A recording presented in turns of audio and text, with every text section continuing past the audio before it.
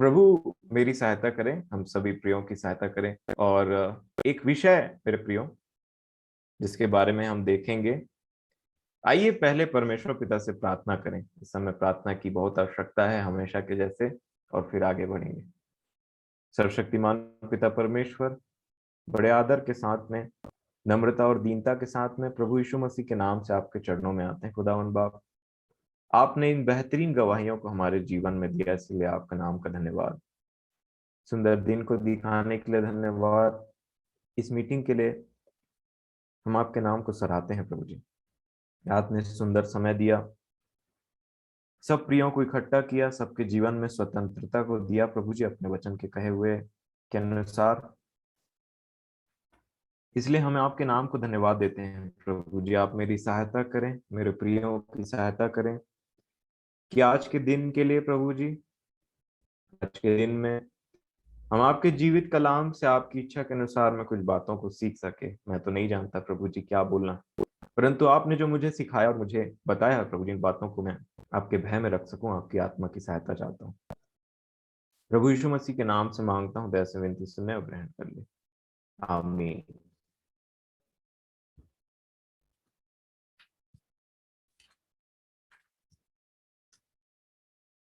बहुत सारे दिमाग में मेरी बातें चल रही हैं मेरे प्रियो, बट मैं समझता हूँ कि जैसे कि हमने लूत के विषय में देखा था पिछले दिनों, और उसी प्रकार नूह के बारे में एक बात लिखी हुई है, क्योंकि यीशु मसीह ने लूत और नूह दोनों का नाम लिया था। अगर आप इब्रानियों की पत्री में देखेंगे और 11 अध्याय,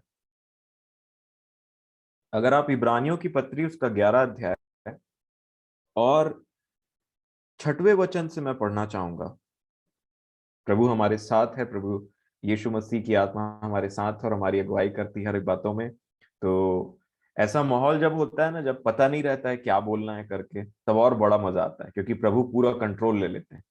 और ऐसा होता है कि हमारा जो हमारी जो ऐसा होता है ना, हमारी जो जहाँ काबिलियत खत्म होती है ना, हमारी निर्बलता में उसकी सामर्थ्य सिद्ध होती है। वो कभी पूरी तरीके से निर्बल है, ऐसा नहीं है। और दूसरी बात, जो यहाँ पे हम आज नूह के विषय में कुछ बातों को देखेंगे, और ये मसीही जीवन में, जैसा कि मैं पिछले दिनों भी आपसे बातचीत कर रहा था मेरे प्रियो, फेथ पर, विश्वास पर सब आधारित है। विश्वास से हम जीवित हैं मेरे प्रियो। विश्वास, विश्वास ही है जो चीज हमको जिंदा रखता है, नहीं तो हम मर जाते हैं। अगर आप इब्रानियों की पत्री 11 अध्याय और 6वें वचन से देखेंगे तो लिखा है, और विश्वास बिना उसे प्रसन्न करना अनहोना है।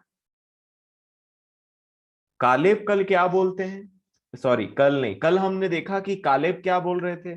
ठीक है, हमारे अगर यहोवा हमसे प्रसन्न हो, अगर आप गिनती की पुस्तक 14 अध्याय और 8वें वचन को पढ़ेंगे तो 9वें वचन से पहले उन्होंने कहा, यदि यहोवा हमसे प्रसन्न हो।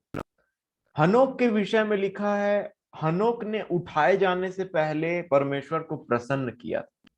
कालेब बोलते हैं, यदि यहोवा हमसे प्रसन्न हो तो वह देश हमारा है। यहां पे लिखा है परमेश्वर पिता को प्रसन्न करने का एक चीज लिखा है, विश्वास बिना उसे प्रसन्न करना अनहोना है। ऐसा नहीं हो सकता। फिर आगे लिखा है, क्योंकि परमेश्वर के पास आने वाले को विश्वास करना चाहिए कि वह है, और अपने खोजने वाले को प्रतिफल देता है। सबसे पहली बात तो विश्वास करना है कि परमेश्वर पिता एग्जिस्ट करते हैं, वो हैं, और अपने खोजने वाले को प्रतिफल देते हैं।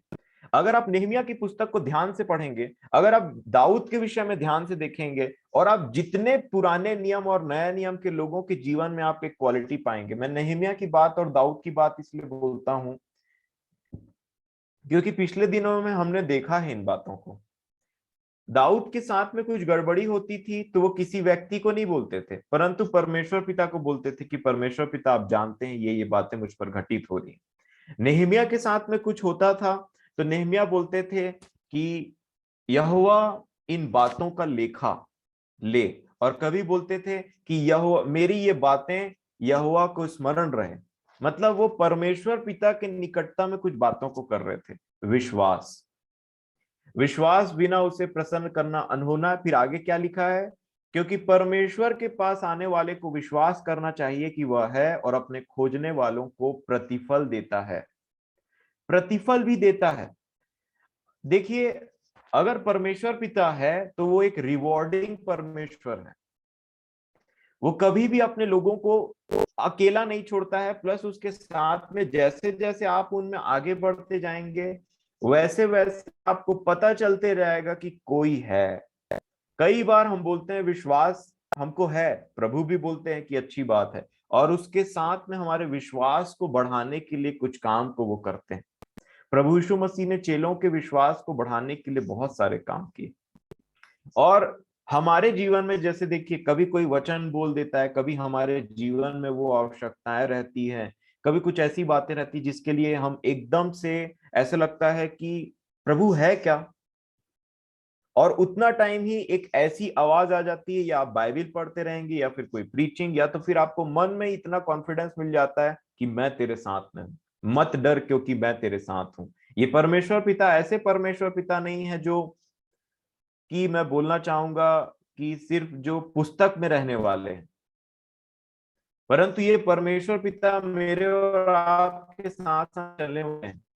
कई बार वो हमारी गलतियों के होने के बावजूद भी पेशेंस रखते हैं हमारे साथ में। वो जानते हैं कि मेरा बेटा और मेरी बेटी परफेक्ट नहीं है, परंतु उन्होंने हमें कभी नहीं छोड़ा, कभी उन्होंने हमें त्यागा नहीं। और इसलिए यहाँ पे अब हम आगे बढ़ेंगे, लिखा है 7वें वचन में, अविश्वास। यीशु मसीह ने कहा कि अंत के दिनों में नूह के से समय आएंगे। और नूह के से समय आएंगे बोलने से, जिस प्रकार नूह ने जीवन जिया, अगर मैं और आप भी जीवन जिएंगे प्रभु की दया और करुणा से, तो हम भी उस समय जब नूह के समय में कुछ जल प्रलय आया उससे वहां से निकल जाएंगे। और यहाँ पे एक बात लिखी है, और विश्वास बिना उसे प्रसन्न करना अनहोना है, क्योंकि परमेश्वर के पास आने वाले को विश्वास करना चाहिए कि वह है और अपने खोजने वाले को प्रतिफल देता है। 7वें वचन में क्या लिखा है, विश्वास ही से नूह ने उन बातों के विषय में जो उस समय दिखाई देती थी, बिल्कुल भी दिखाई नहीं देती थी। मैं फिर से पढ़ता हूं, विश्वास ही से नूह ने उन बातों के विषय में जो उस समय दिखाई न पड़ती थी चेतावनी पाकर भक्ति के साथ अपने घराने के बचाव के लिए जहाज बनाया, और उसके द्वारा उसने संसार को दोषी ठहराया, और उस धर्म का वारिस हुआ जो विश्वास से होता है। उस धर्म का वारिस हुआ जो विश्वास से होता है। आज मैं भी और आप भी उसी धर्म के वारिस हैं जो विश्वास से होता है। नूह के विषय में एक बहुत ही बेहतरीन बात लिखी हुई है। नूह ने उन बातों के विषय में जो उस समय दिखाई ना पड़ती थी, आज प्रभु की बातों को हम करते हैं, यीशु आने वाला है, उसके प्रकार से उसके वचनों के अनुसार हम एक ऐसे जीवन को जीने के लिए कोशिश करते हैं जिसके द्वारा हम प्रभु के साथ में स्वर्गीय स्थानों में सदा सदा काल के लिए वहां वास कर सके। आप में से कभी किसी ने यीशु मसीह को देखा है? आप में से कभी किसी ने इस बाइबल में लिखे हुए एक पात्र से भी आप मिले हैं? मैं भी नहीं मिला, परंतु हमें विश्वास है, क्योंकि विश्वास एक ऐसी अनोखी चीज है जो परमेश्वर को प्रसन्न करती है। आज मैं बोलूं कि आपको क्या चीज पसंद करता है, प्रसन्न करता है, तो मनुष्य के दृष्टि में कोई चीज अगर उसको प्रसन्न कर रहा है, तो भी आजकल तो छोटी मोटी बात हमको प्रसन्न नहीं कर पाती। कुछ ऐसा होना चाहिए जो थोड़ा सा एकदम अनोखा टाइप का चीज हो, तब मनुष्य प्रसन्न होते हैं उस चीज से। तो सोचिए, परमेश्वर पिता किस चीज से प्रसन्न होते हैं कि मैं और आप उन पे विश्वास करते हैं और उनकी वो बातों पर विश्वास करते हैं जो अभी हुई नहीं है परंतु होने वाली है।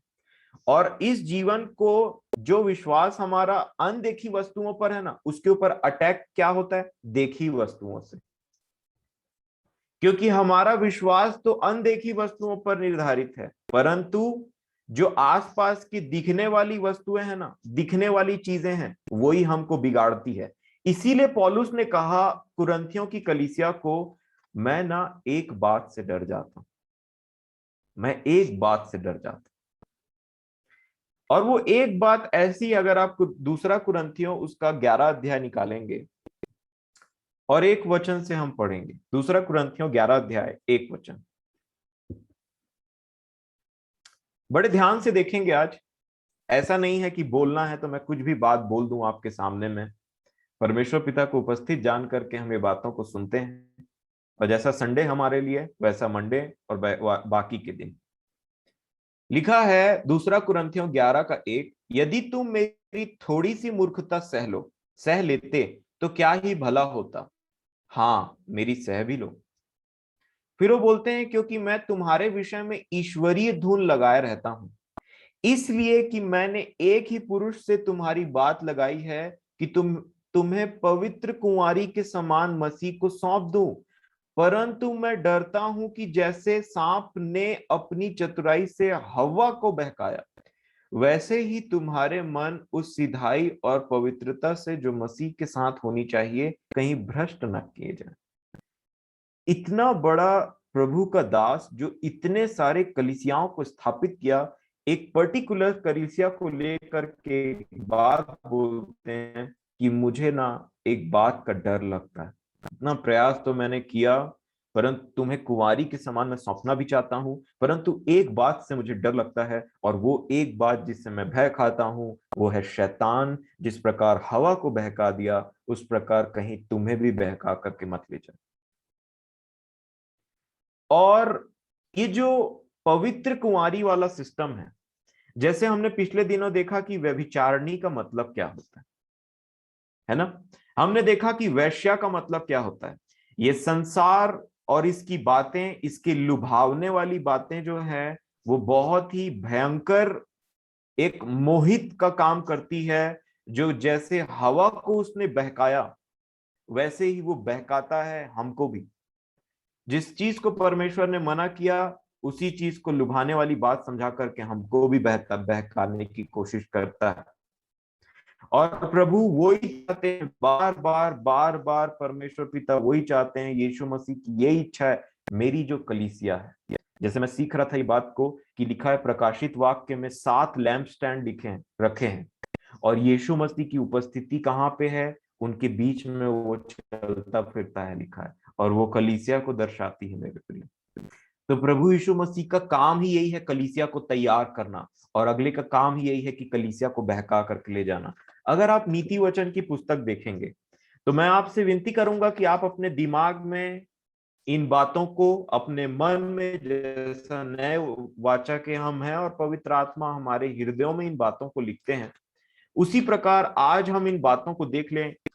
मैंने नीति वचन को कई बार पढ़ा, परंतु कभी इन बातों को समझता ना था, लेकिन प्रभु ने मुझे बीते दिनों में ऐसी बात को समझाई। अगर आप नीति वचन की पुस्तक दूसरा अध्याय और उसका 16 और 17 वचन पढ़ेंगे तो हमेशा के लिए आप दिमाग में बैठा लें कि पराई स्त्री और जो ये चिकनी चुपड़ी बातें करने वाली स्त्री है, इसका एक्चुअल में मतलब क्या है, ये किसको दर्शाता है, इसका डेफिनेशन क्या है, ताकि आप बाइबल को आगे पढ़े ना, नीति वचन को, तो हमेशा याद रखें कि वहां जो स्त्री है वो एक फिजिकल स्त्री के रूप में इशारा नहीं कर रहा है हर बार। हाँ जी हाँ, उस फिजिकल स्त्री के बारे में भी बात करते हैं, लेकिन एक ऐसी व्यभिचारिणी स्त्री जो भोले लोगों को अपने जाल में फंसाती है, उसके बारे में भी बात करता है। अगर आप नीति वचन की पुस्तक दूसरा अध्याय 16 और 17 वचन पढ़ेंगे, मैं बड़ी ईमानदारी से बोलता हूं आपको वहां साफ और सीधे शब्दों में डेफिनेशन मिल जाएगा मेरे प्रिय। मैं पढ़ देता हूं आपके लिए, लिखा है, तब तू पराई स्त्री से भी बचेगा जो चिकनी चुपड़ी बातें बोलती है और अपनी जवानी के साथी को छोड़ देती, और जो अपने परमेश्वर की वाचा को भूल जाती है। एक ऐसी स्त्री जो अपने परमेश्वर की वाचा को भूल जाती है, उसको लिखा गया है कि वो पराई स्त्री है। यहां साफ साफ लिखा गया है the covenant of her God, वाचा। और परमेश्वर पिता जब न्याय करेंगे, क्योंकि हम न्याय के विषय में भी देखते हैं, तो जब परमेश्वर पिता न्याय करेंगे ना, तो ये वाचा और मेरे और आपके बड़े काम की चीज है मेरे प्रियो, बड़े काम की चीज है। अगर आप भजन संहिता की पुस्तक निकालेंगे तो वहां प्रभु ने अपने वचन से समझाया। अगर आप भजन संहिता की पुस्तक निकालें और उसका 50 अध्याय, बड़े ध्यान से हम देखेंगे भजन संहिता की पुस्तक 50 अध्याय, ठीक है। अब देखिए जब न्याय होगा ना, तो भजन संहिता की पुस्तक 50 अध्याय में प्रभु ने मुझे, मेरी जो सहायता की, उसमें न्याय के बारे में मुझे समझाने की कोशिश की मेरे परमेश्वर पिता ने अपनी आत्मा के द्वारा। मैं आपके सामने पढ़ लूंगा भजन संहिता 50 और 1 से। लिखा है, सर्वशक्तिमान परमेश्वर यहोवा ने कहा है, और उदयाचल से लेकर अस्ताचल तक पृथ्वी के लोगों को बुलाया है। सियोन से जो परम सुंदर है, परमेश्वर ने अपना दिखाया है। हमारा परमेश्वर आएगा और चुपचाप न रहेगा। आग उसके आगे आगे भस्म करती जाएगी और उसके चारों ओर बड़ी आंधी चलेगी। वह अपनी प्रजा का न्याय करने के लिए ऊपर के आकाश को और पृथ्वी को भी पुकारेगा। जब उनको कैन के अगेंस्ट में कुछ बोलना था, उन्होंने कहा, पृथ्वी तेरे भाई का लहू चिल्ला चिल्ला करके बात कर रहा है। भाई मर गया, पृथ्वी में उसका लहू छूट गया। और ये जो पृथ्वी, आजकल देखिए कि पूरे जमाने में कोई सीसीटीवी लगा दिया है, कोई कुछ कैमरा लगा दिया है, जो किसी को रिकॉर्ड करके आप बाद में देख करके अगर दूसरे को दिखा दें तो अगला मुकर नहीं सकता कि मैंने ऐसा नहीं किया। उसी प्रकार परमेश्वर पिता का जो सीसीटीवी है वो क्या है पता है? उन्होंने तो आकाश और पृथ्वी को ही सीसीटीवी बना दी कि तुम कहां भाग जाओगे इसको छोड़ करके। और यहां पे साफ साफ लिखा है, क्या लिखा है? चौथे वचन को मैं फिर से पढ़ूंगा। वह अपनी प्रजा का न्याय करने के लिए ऊपर के आकाश को और पृथ्वी को भी पुकारेगा। अब देखिए ये ना जजमेंट का टाइम है मेरे प्रियो। और 5वें वचन में लिखा है, परमेश्वर पिता क्या बोलेंगे? मेरे भक्तों को मेरे पास इकट्ठा करो, जिन्होंने बलिदान चढ़ा के मुझसे, क्या लिखा है, वाचा बांधी है। वाचा। और वो स्त्री कौन है जो वाचा को भूल गई? और जब न्याय होगा तो परमेश्वर पिता किस चीज को बुलाएंगे? मेरे भक्तों को बुलाओ। और मेरा भक्त कौन? जिसके साथ मेरी वाचा बंधी। इसीलिए यीशु मसीह के विषय में लिखा है, वो तो स्वर्गदूतों को नहीं संभालता, स्वर्गदूतों से कोई मतलब नहीं, और उन मनुष्यों से भी कोई मतलब नहीं है। हमारे प्रभु यीशु मसीह को मैं साफ साफ बोल देना चाहता हूं, जिससे उनकी वाचा नहीं बंधी है। क्योंकि लिखा है, वो तो अब्राहम की संतान को छोड़ के किसी को नहीं संभालता, चाहे वो कोई सा भी बड़ा तीर अंदाज क्यों ना हो इस पृथ्वी का, कितना ही हाई पोजीशन क्यों ना हो, कितना ही लो पोजीशन क्यों ना हो, कोई जाति, कोई भाषा, कोई कुल, हर एक मनुष्य को अगर परमेश्वर के राज्य में प्रवेश करना है तो उसको प्रभु यीशु मसीह के द्वारा नया जन्म लेते हुए, विश्वास के द्वारा अनुग्रह को पाते हुए नया जन्म वो पा करके स्वर्ग में प्रवेश कर सकता है। और इसके लिए उसको वाचा की जरूरत है मेरे प्रियो। परमेश्वर पिता ने तो अब्राहम से जन्मे हुए, मैं फिर बोलता हूं, अब्राहम से जन्मे हुए इस्माइल से भी नाता तोड़ दिया। बोला कि ये नहीं है, इसको मैं वो नहीं दे सकता जो मैंने वाचा किया। इब्राहिम का बेटा इजहाक ही होगा, इस्माइल से नहीं।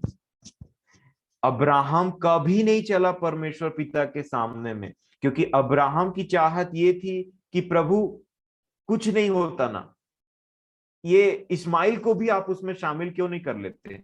परंतु परमेश्वर पिता ने बता दिया उतना टाइम, मैंने जो कह दिया वो कह दिया। और उनकी वाचा अब्राहम, इजहाक, और तीसरा नाम बताइए। इब्राहिम, इजहाक और याकूब। याकूब। याकूब। जी।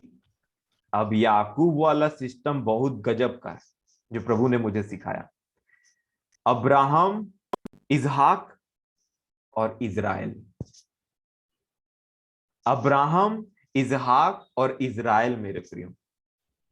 याकूब भी है क्योंकि याकूब से वाचा बांधी, लेकिन प्रभु इजराइल हमको बनाना चाहता है। इजराइल बनाना चाहता है प्रभु हमको, याकूब नहीं रखना चाहता। याकूब से पूछा था उनके पिताजी इसहाक ने, कौन है तू? बोला एसाव।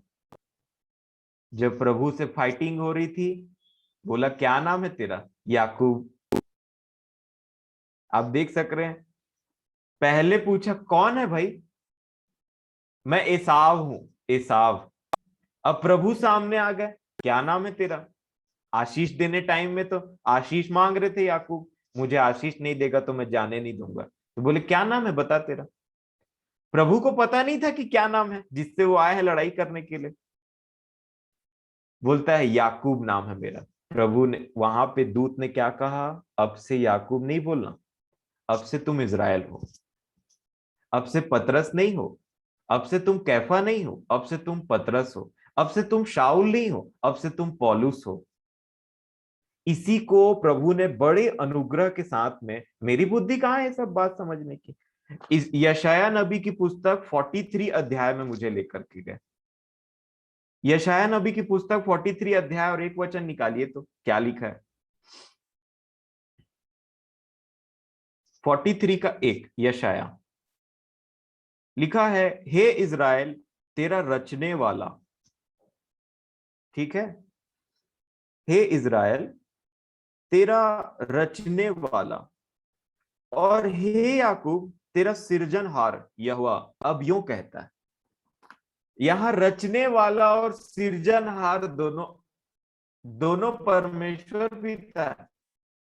इस व्यक्ति को ना, इस व्यक्ति का सृजनहार भी परमेश्वर है, इस व्यक्ति का बनाने वाला भी परमेश्वर है। मुझे रचा मेरी माता के गर्भ में मेरे परमेश्वर ने, लेकिन नया जीवन देने के बाद में वो बनाना स्टार्ट करता है। नाम तो मेरा कुछ और था, परंतु अपने योजना में शामिल करने के बाद में नाम को पलट देने वाला मेरा परमेश्वर। क्या लिखा है एक बार फिर से पढ़िए थोड़ा। इज़राइल, हे इज़राइल मैं तो रचता हूं। एक सृजनहार, सृजनहार मतलब इंग्लिश में देखिए थोड़ा, सृजनहार के लिए लिखा है क्रिएटर, और ए है सृजनहार। किसको सिरजा नहीं है मेरे परमेश्वर ने? हर एक मनुष्य को तो उसी ने सिरजा है, परंतु बनाया है क्या? और यही बनावट चल रही है हमारी, पुराने से नए में। भजन संहिता 50 में वापस,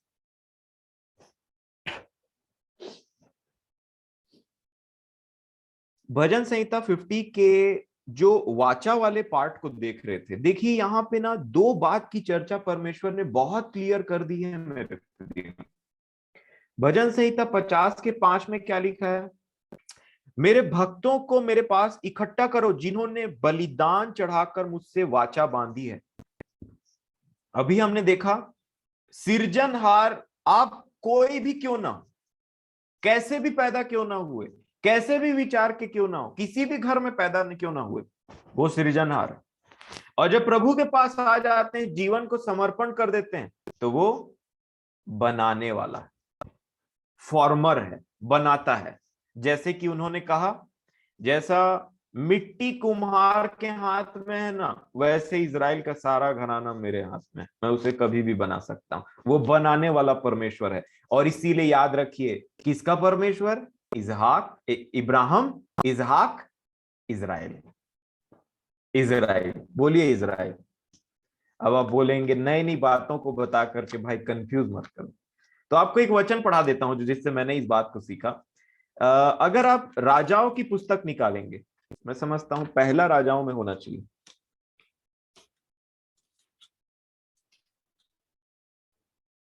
पहला नहीं दूसरा, हाँ पहला राजा ही है। पहला राजाओं की पुस्तक में अगर आप 18 अध्याय निकालें, पहला राजा की पुस्तक 18 अध्याय, पहला राजाओं की पुस्तक 18 अध्याय और 36 वचन में बात है एलिया के टाइम की, जब एलिया बलिदान के विषय में परमेश्वर पिता को ऐसा बलिदान चढ़ा रहे थे जो आग गिरा करके परमेश्वर पिता ने ग्रहण किया, और बाल के जो देवता थे वो खेल कूद कर रहे थे, अपने आप को मार रहे थे, लिखा है कूद रहे थे वेदी के ऊपर। और इन्होंने एक बार प्रार्थना किया और परमेश्वर पिता की आग उसमें जो चढ़ाया गया था बलिदान उसको ले लिया गया। अब आपको मैं बताऊंगा तो आपको बड़ा इंटरेस्टिंग लगेगा जो प्रभु ने मुझे समझाया। एलिया की आत्मा में नए नियम में कौन आया था? एलिया की आत्मा में नए नियम में कौन आया था? यूहन्ना बपतिस्मा दाता। और एलिया के जो पुराने नियम में जो बलिदान को चढ़ाने का पैटर्न था वो क्या था पता है? गड्ढा खुदवाया, पहले वेदी बनाई, वेदी के ऊपर में 12 पत्थर रखे, गड्ढा को खुदवाया, पानी को डलवाया, बलिदान के ऊपर में भी पानी को डलवा दिया और उसके बाद में प्रार्थना किया। ये क्या है?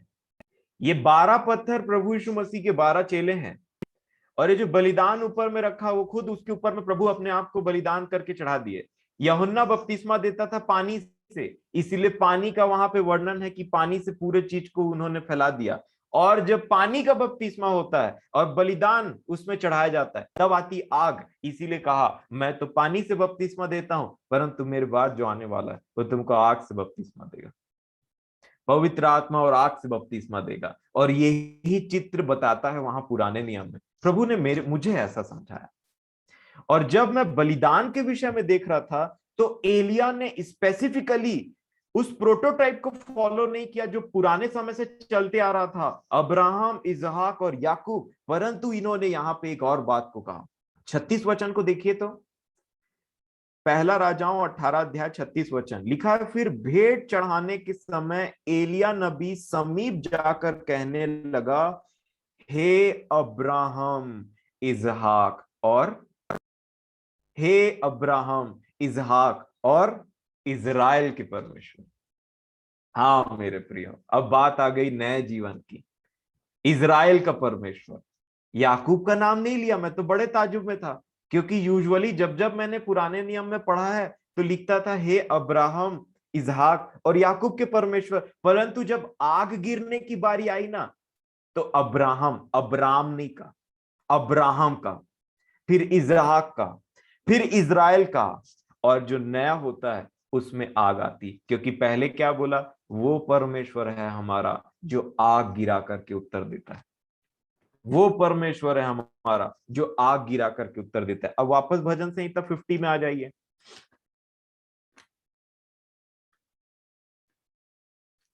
भजन संहिता की पुस्तक 50 अध्याय, जैसा हम पढ़ रहे थे 5 वचन, ये न्याय के टाइम की बात है मेरे प्रियो, इसीलिए बहुत इंपॉर्टेंट है।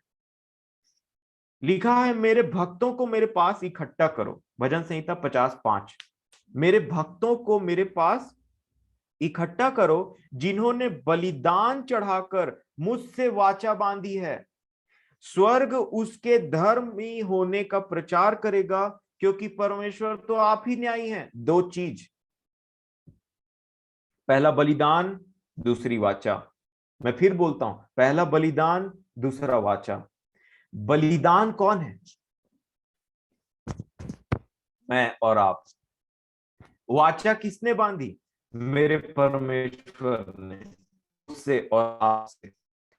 और बलिदान देने से इसका बेस्ट एक्सप्लेनेशन अगर हम देखेंगे तो रोमियो की पुस्तक 12 अध्याय, रोमियो की पुस्तक उसका 12 अध्याय और 1 वचन में लिखा, पौलुस यहां बोलते हैं रोमियो की पुस्तक 12 के 1 में, इसलिए हे भाइयों मैं तुमसे परमेश्वर की दया स्मरण दिलाकर विनती करता हूं कि अपने शरीरों को, किसको? अपने शरीरों को जीवित और पवित्र और परमेश्वर को भावता हुआ बलिदान करके चढ़ाओ।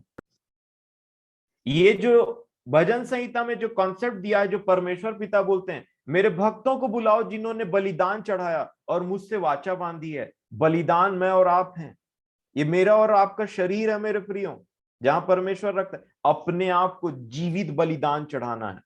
इसका मतलब, अब मैं आपको थोड़ा सा लिंक बता देता हूं जहां से मैंने स्टार्ट किया।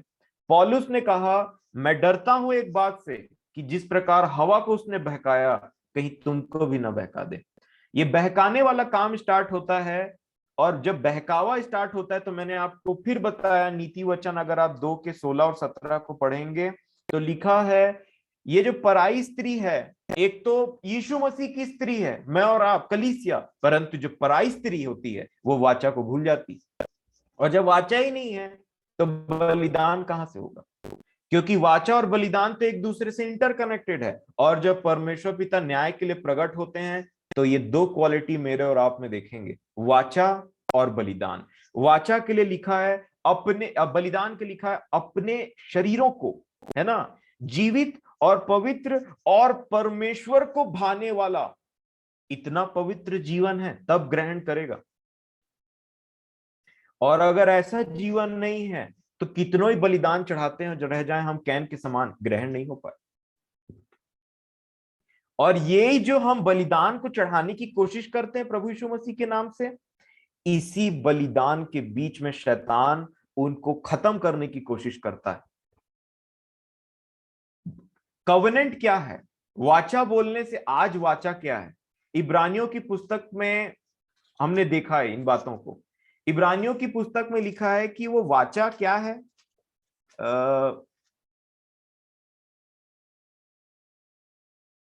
8:8, इब्रानियों 8:8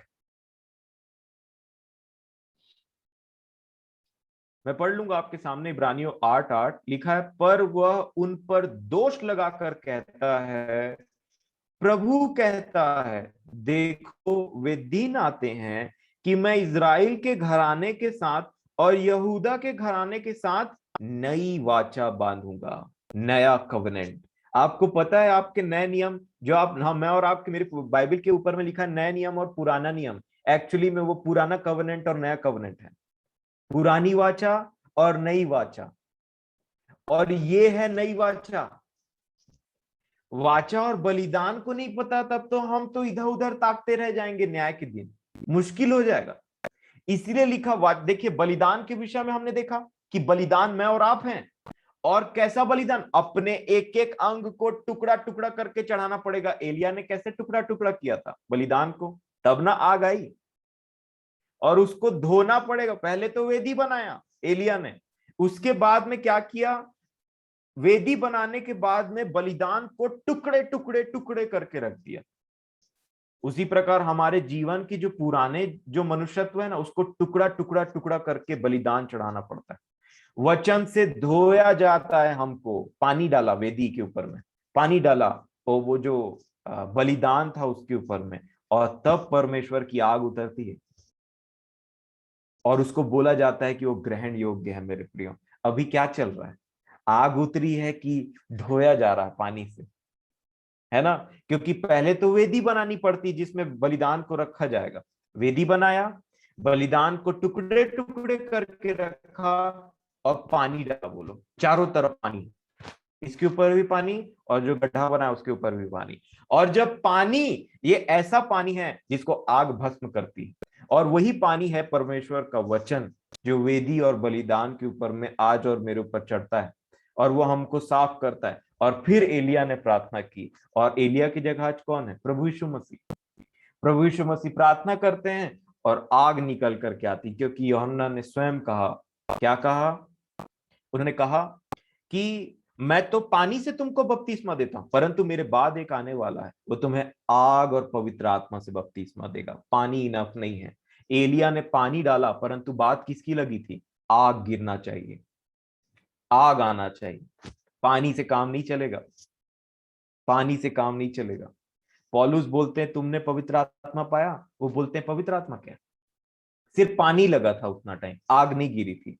फिर उस व्यक्ति ने प्रार्थना किया, फिर आग आई। ये बहुत ही इंपॉर्टेंट और गंभीर विषय है। प्रभु मेरी और आपकी सहायता करें इनको समझने के लिए। ये नया कवनेंट क्या है? ये नया कवनेंट क्या है?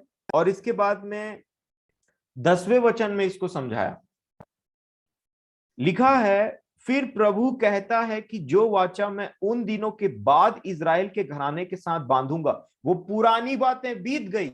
यशाया में उन्होंने कहा, क्या तुम पुरानी बातों को स्मरण करोगे? नई बातों को जो आने वाली उसको स्मरण नहीं करोगे? पुरानी बातों को तो भूल जाओ। इसीलिए क्या लिखा?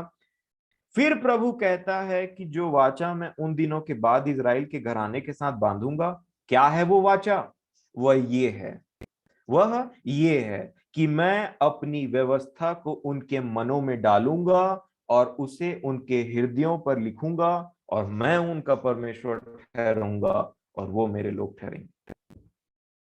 और इसको बोलते हैं नई वाचा का इंसान, जिसकी हृदय में कुछ चीज लिखा रहा है। और कि कौन लिखता है? परमेश्वर पिता की आत्मा लिख रही है। ये वाचा हो गया। और बलिदान मैंने आपको बता दिया, अपने आप को बलिदान चढ़ाना। अब देखिए, वाचा तो बहुत अच्छे से बंधी हुई है, बलिदान में गड़बड़ी हो जाती है। बलिदान क्या लिखा? अपने आप को जीवित और पवित्र और भाता हुआ बलिदान चढ़ाओ परमेश्वर पिता को।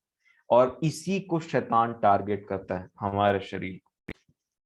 इसीलिए लिखा, अब आत्मा से देह की क्रियाओं को मारते चले जाओ, खत्म करते चले जाओ।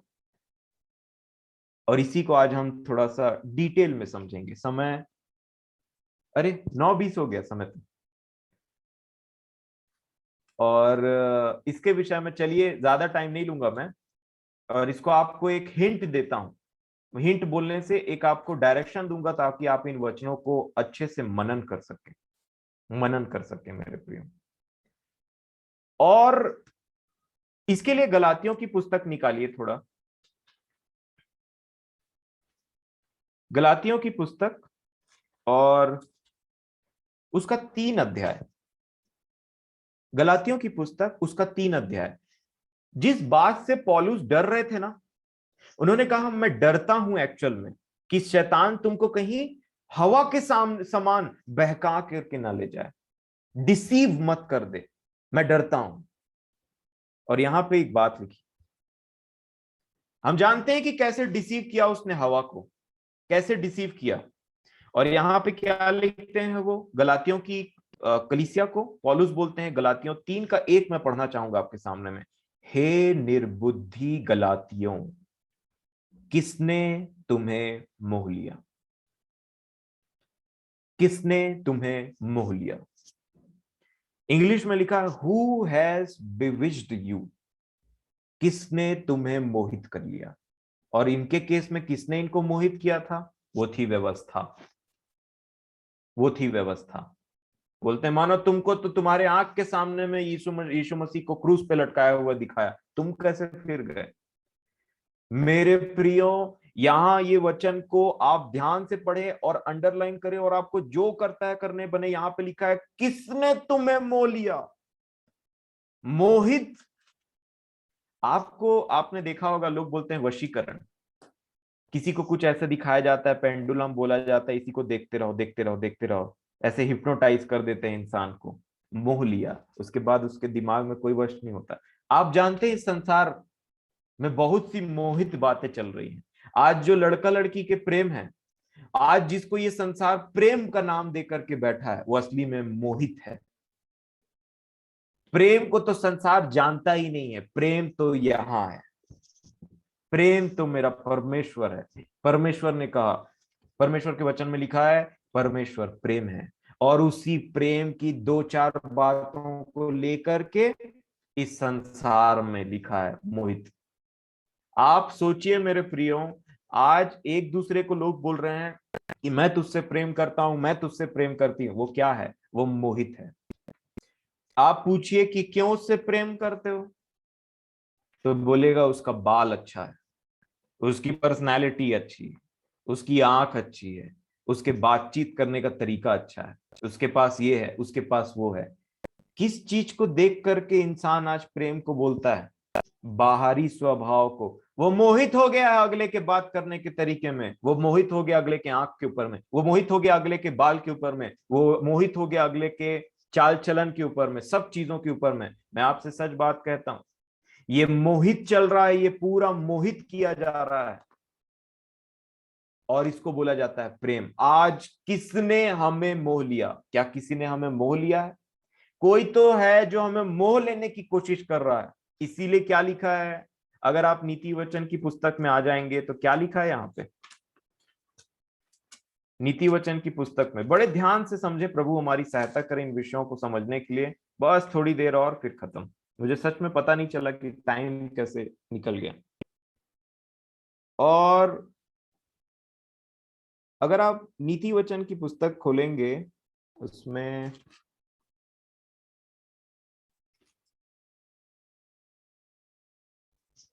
5 अध्याय और 20 वचन। नीति वचन 5 अध्याय 20 वचन। मैं आपसे फिर कहता हूं कि ये जो स्त्री के बारे में बार बार नीति वचन में वर्णन किया गया है ना, ये एक फिजिकल स्त्री भी है, परंतु ये एक संसारिकता को भी दर्शाता है। अभी हमने पढ़ा, ये पराई स्त्री कौन है? जो परमेश्वर की वाचा को भूल गई है। नीति वचन 2 का 16-17 आप पढ़ सकते हैं, इसका डेफिनेशन दिया गया। फिर क्या लिखा है नीति वचन 5 के 20 में? हे मेरे पुत्र, तू अपरिचित स्त्री पर क्यों मोहित क्यों मोहित हो? मतलब ये संसार की बातों पर क्यों मोहित हो? पौलुस बोलते हैं, मैं डरता हूं जैसे हवा को उसने बहकाया, बहक जाना। कई लोगों के बारे में आप सुने होंगे, भाई मैं बहक गया था उन तक, पता नहीं चला, मैं बहक गया था, मुझे माफ करो, समझ नहीं आया, दिमाग मेरा सोच नहीं पाया, बहक गया था। वो कहते हैं क्योंकि वो मोहित जो शब्द है उसके शिकार हो गए। कई बार ऐसा होता है, लिखता है हम बोलते हैं अरे बहक गए थे, प्रभु हमें क्षमा करें, हम बहक गए थे। और सिर्फ ये स्त्री के विषय में बात है, ये तो संसारिकता को दर्शाता है। और इसीलिए अब मैं आपको ज्यादा इसमें नहीं, क्योंकि इसमें बहुत सारी बातें हैं, और मैं आपको बस एक मतलब बताना चाह रहा हूं कि इसका जो थीम क्या है। और अगर आप देखेंगे ध्यान से उत्पत्ति की पुस्तक में कि हवा को कैसे बहकाया, क्योंकि पौलुस ने स्पेसिफिकली हवा का नाम लिया, तो जल्दी से मैं आपके सामने में पढ़ लूंगा उत्पत्ति की पुस्तक, और दूसरा अध्याय 9 वचन, उत्पत्ति 2:9 लिखा है, और यहोवा परमेश्वर ने भूमि से सब भांति के वृक्ष, अब देखिए ध्यान से पढ़िएगा, और यहोवा परमेश्वर ने भूमि से सब भांति के वृक्ष जो देखने में मनोहर और जिनके फल खाने में अच्छे हैं उगाए, और वाटिका के बीच में जीवन के वृक्ष को और भले या बुरे के ज्ञान के वृक्ष को भी लगाया। क्या लिखा है मेरे प्रियो 9वें वचन में? यहोवा परमेश्वर ने भूमि के सब भांति के वृक्ष, सब देखने में मनोहर थे, सब देखने में मनोहर थे, और सबके फल खाने में अच्छे थे। सब के सब मनोहर है, एक नहीं, परंतु परमेश्वर ने कहा इसको नहीं खाना। सबके फल के मनोहर, सब फल खाने के लिए मनोहर है, देखने में अच्छे हैं, परंतु जब शैतान ने हवा से बातचीत किया, हवा का टोटल पर्सपेक्टिव बदल चुका था। अब आप आ जाइए तीसरे वचन में, तीसरे अध्याय में, क्षमा करेंगे, तीसरा अध्याय और चौथा वचन में इस बातचीत देखिए। तब इस सर्प ने स्त्री से कहा, तुम निश्चय न मरोगे, वरन परमेश्वर आप जानता है कि जिस दिन तुम उसका फल खाओगे उसी दिन तुम्हारी आंखें खुल जाएंगी और तुम भले बुरे का ज्ञान पाकर परमेश्वर के तुल्य हो जाओगे। ये डाउट तो क्रिएट किया ही किया, एक रेबेलियन को भी उत्पन्न किया। परमेश्वर जानता है तुम बुद्धिमान हो जाओगे, मतलब परमेश्वर गलत है बोल रहा है, वो सीधी सी बात बोल रहा था हवा को। ऐसा जीवन जीने की जरूरत नहीं, ये रिस्ट्रिक्शन तुमको लाने की जरूरत नहीं है, परमेश्वर तो आप ही जानता है, इसीलिए तुमको नहीं खाने दे रहा है, ऐसा करो। और उसके बाद में क्या लिखा है, 6वां वचन, अतः जब स्त्री ने देखा, अब देखा तो इसकी दृष्टि पूरी रीति से बदल चुकी थी। क्या लिखा है, जब स्त्री ने देखा कि उस वृक्ष का फल खाने के लिए अच्छा और देखने में मन भाव और बुद्धि देने के लिए चाहने योग्य भी है, ऐसी बातें तो परमेश्वर पिता ने उस फल को देख करके कभी उत्पन्न ही नहीं कराई आदम और हवा के अंदर में। परंतु अब जब वो स्त्री शैतान से संगति करके आती है, उस पेड़ को देखने का नजरिया बदल गया था, जिसको अब तक वो बोलती थी कि परमेश्वर ने हमें इसके खाने के लिए मना किया है, हम खाएंगे तो मर जाएंगे। अब उसी पेड़ को वो कैसे देख रही है, बुद्धि, क्या लिखा है कि फल खाने के लिए अच्छा हो गया। अभी तक क्या था, नहीं खाओगे तो मर जाओगे, अब अच्छा हो गया। आगे क्या लिखा है, और देखा कि उस वृक्ष का और देखने में मन भाव भी हो गया। ये मन भाव क्या शब्द है, इसी को तो बोलते हैं मोहित। अभी तक जिससे ना ना और तौबा तौबा कर रहे थे, अब थोड़ी ही देर में क्या हो गया, अरे ये तो कितना अच्छा है, बुद्धि देगा, मन भाव हो गया, देखने में भी अच्छा हो गया। अभी तक तो देख पास भी नहीं जा रहे थे, छू भी नहीं रहे थे, परंतु अब अचानक से क्या हो गया, मन भावना हो गया। लिखा है बुद्धि देने के लिए चाहने योग्य भी है, चाहत उत्पन्न हो गई। आगे लिखा है, तब उसने उसमें से तोड़कर खाया और अपने पति को भी दिया और उसने भी खाया, और इस प्रकार से हवा करप्ट हो गई। मेरे प्रियो, इस वचन को आज मैं और आप अपने हृदय की पटियों में लिख दें, जो पौलुस ने गलातियों की कलीसिया को कहा था। हे निर्बुद्धि गलातियों, तुम्हें किसने मोह लिया, किसने मोहित कर लिया तुमको। कुरंथियों की कलीसिया में तो वो डर रहे थे, परंतु यहां तो वो हो गया। कुरंथियों की कलीसिया को तो वो बोल रहे थे, मैं डरता हूं कि तुम्हें कहीं शैतान डिसीव कर करके उस हवा के सामने मत समान मत बना दे, परंतु गलातियों को तो उन्होंने कह दिया, हे निर्बुद्धि गलातियों, तुम्हें किसने मोह लिया। ये शब्द याद रखें मेरे प्रियो, किसने मोह लिया और हम किसको मोह रहे हैं, ये उससे बड़ा सवाल। कई बार क्या हम किसी को अट्रैक्ट करने की कोशिश कर रहे हैं, हम किसी को मोहित करने की कोशिश कर रहे हैं, हम किसी को किसी बातों से अपने आप से कुछ अपने इस तरीके से बात कर रहे हैं, या फिर किसी तरीके से कुछ कर रहे हैं इस तरीके से क्या तो जिसको मोहित करने की कोशिश कर रहे हैं, ये भी गलत है। और दूसरा, किसी चीज को, संसारिक वस्तु, आज इस संसार में ऐसी अट्रैक्टिव चीजें हैं जो मोह ले रही हैं। लूत की पत्नी को किसने मोह लिया था, जो वो पलटी, किसने मोह लिया है। आज इस पृथ्वी में मेरे प्रियो किसने मोह लिया है, क्या वो जमीन जायदाद है, क्या वो कोई इंसान है, क्या वो कोई वस्तु है, क्या वो कोई स्थान है, क्या है वो चीज जो इसने हमें मोह लिया है, और इसकी वो बातें हमको इंपॉर्टेंट नहीं लगती है मेरे प्रियो। हे निर्बुद्धि गलातियों, तुम्हें किसने मोह लिया। मैं डरता हूं कि कहीं तुम्हें वो शैतान जिस जैसे हवा को बहकाया, तुम्हें भी ना बहका दे। एक एक कदम हमें फूक फूक करके रखना है मेरे प्रियो। एक एक बातें, एक एक इंसान जो हमारे जीवन में आती, उनकी बातों को ध्यान से सुनिए, वो आपको मोह लेंगे। एक एक परिस्थितियां जो हमारे जीवन में आती, ध्यान से समझिए, वो आपको मोहने के लिए आई है, ताकि आपको परमेश्वर मसीह के प्रेम से अलग कर ले। मेरे प्रियो, ये बहुत गंभीर बातें हैं जो प्रभु ने मुझसे बातचीत किया। मैं तो बहुत छोटे और कम शब्दों में, समय की कमी के कारण आपके पास मैं ऐसी एक ऊपर ही ऊपर को टच करते हुए रखते हुए जा रहा हूं, और इसलिए कि हमारा समय अभी खत्म हो गया है, मैं आपको एक बात बताता हूं जो परमेश्वर पिता भी कोशिश करते हैं। हमने देखा भी ये पिछले टाइम में, होशे नबी की पुस्तक 2 अध्याय और 14 वचन। होशे 2:14, 2 अध्याय 14 वचन, क्या लिखा है। इसलिए परमेश्वर पिता के वचन है ये, क्या बोलते हैं वो, इसलिए देखो, है ना। परमेश्वर पिता क्या बोलते, ध्यान से सुनिएगा, बस आखिरी बात पक्का।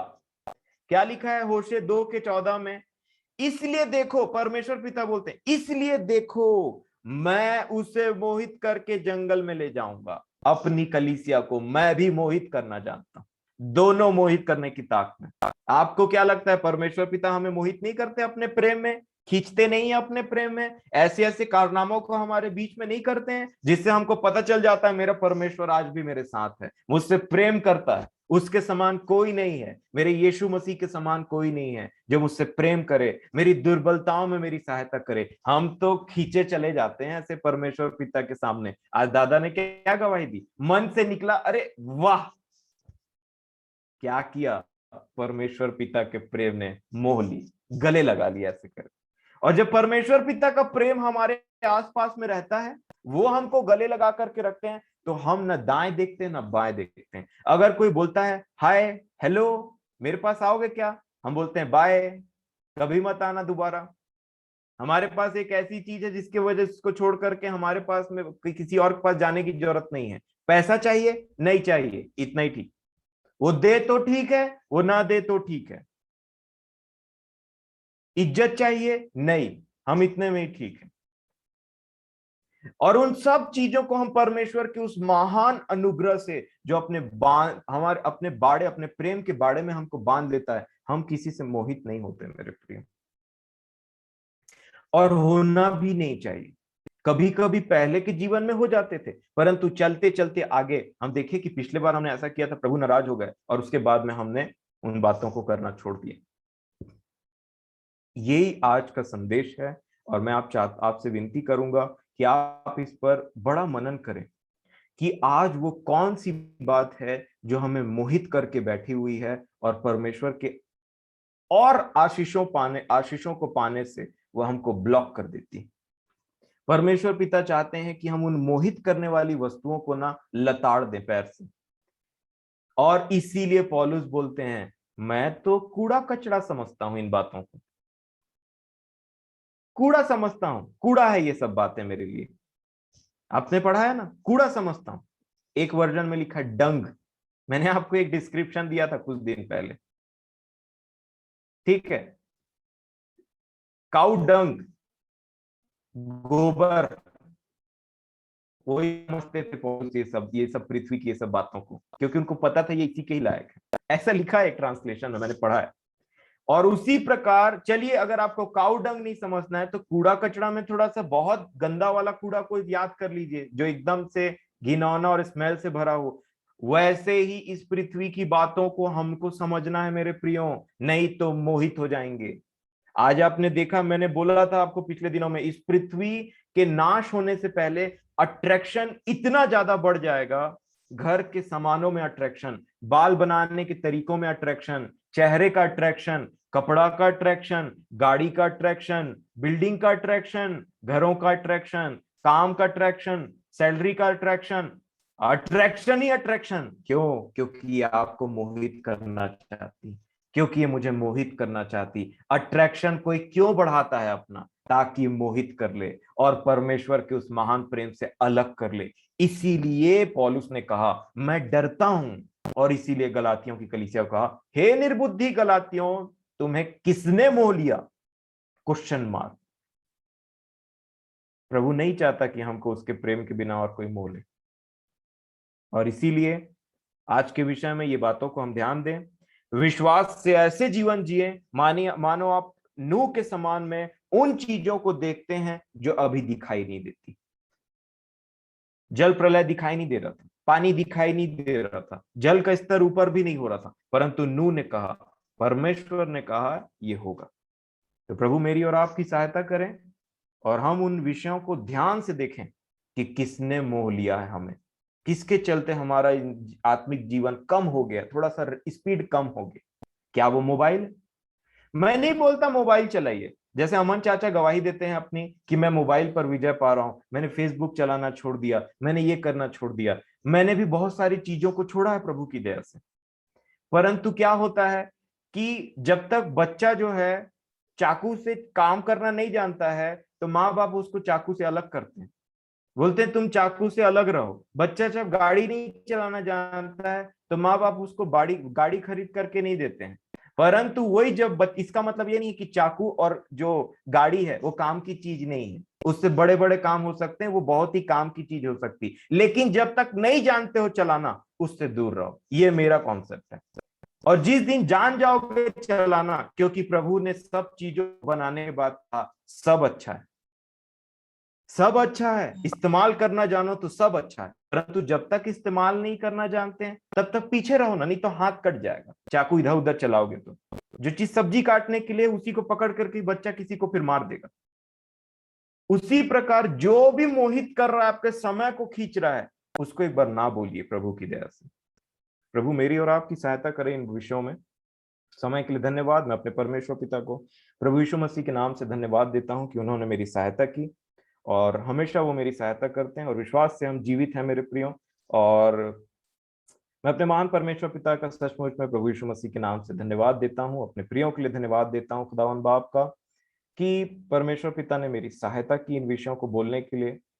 मैं बिल्कुल भी, प्रभु जानते हैं, इन बातों को मैं नहीं समझता था और मैं बोलने के लायक भी नहीं समझता था अपने आप को, क्योंकि अचानक से कोई बातें ऐसे निकल जाती हैं तो बिल्कुल भी बोलने के लिए मेरी इच्छा और मेरी वो जो होती है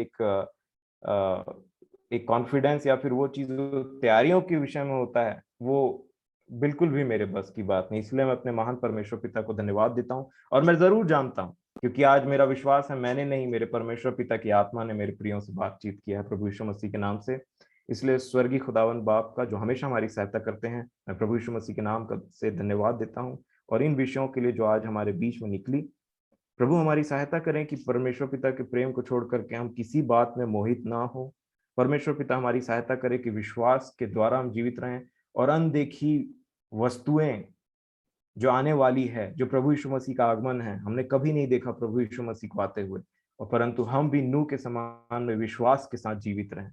खुदावन बाप की ऐसी कृपा हम पर हो, हम पर दया हो। हर एक परिस्थितियों में, चाहे हम कितनों भी नीचे गड्ढे में चले जाएं, प्रभु हमको हाथ देते हैं, उसमें से निकालते हैं और ये जताते हैं कि मैं तुमसे प्रेम करता हूं।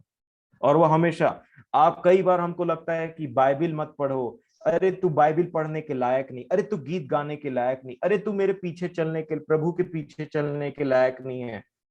प्रभु जी, आपने कभी भी अपने कलाम में अपने लोगों को ये नहीं कहा कि तुम परफेक्ट नहीं हो, मेरे पीछे मत चलो। ये दुष्ट आत्माएं हैं, ये शैतान की बुद्धि काम करती है जो बोलती है कि तू इसके लायक नहीं, तू उसके लायक नहीं। प्रभु यीशु मसीह ने हमेशा तरस खाया है और कहा, फिर से एक मौका दिया। वो यीशु मसीह है जिसने पतरस से कहा अपने भाई को 7 के 70 गुना माफ कर। तो सोचिए खुद की कैपेसिटी कितना होगी मेरे प्रिय। और इसीलिए हम उस महान परमेश्वर का प्रभु यीशु मसीह के नाम से धन्यवाद देते हैं। आमीन।